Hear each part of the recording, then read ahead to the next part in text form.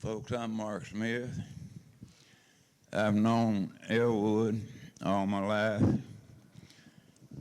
There's a lot of stories I could tell, but I won't hear. But one comes to mind. We used to play cards a lot. And him and Betty lived out behind Boone Lake at that time.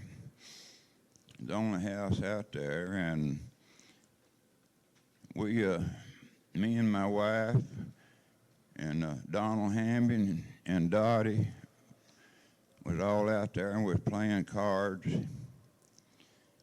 And we come out about 1 o'clock in the morning, go home, and this dog was treed way down in the bottoms. I said, if I had a light, I'd go to that dog.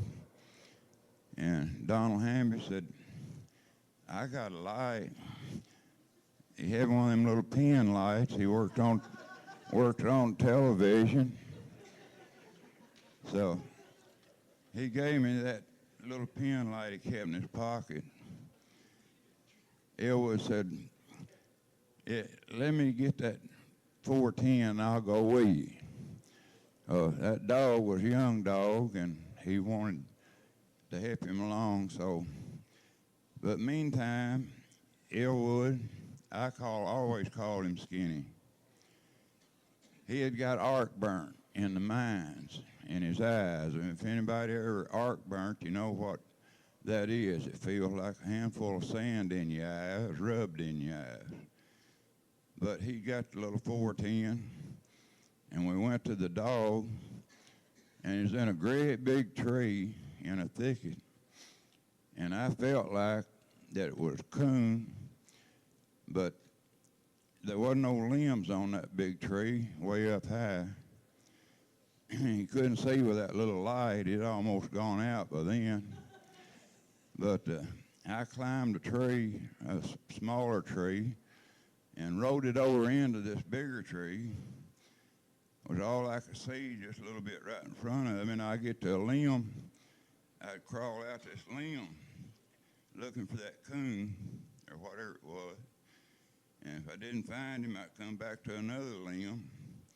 I'd go out it looking for eyes. And about the third limb up, I seen this coon, great big coon. And I told Skinny, I said, there he is, Skinny. He said, I can't see him. So I laid down on top of this limb. It was a big limb. Laid my arm out on top of the limb and shined that light on that coon. Of course, Elwood, like I say, his eyes arc burnt and all that. I said, Skinny, can you see that light? He said, yeah, I can see that light. I said, well, shoot it. And sure enough, he fired on it, that little 410. I didn't hear nothing. I looked up, and this big coon's up there going round and around on a limb. He started down that limb to me, and I ducked my head for him to climb over me. But before he did, he fell out. And I got down out of the tree, but that time the light was plumb out.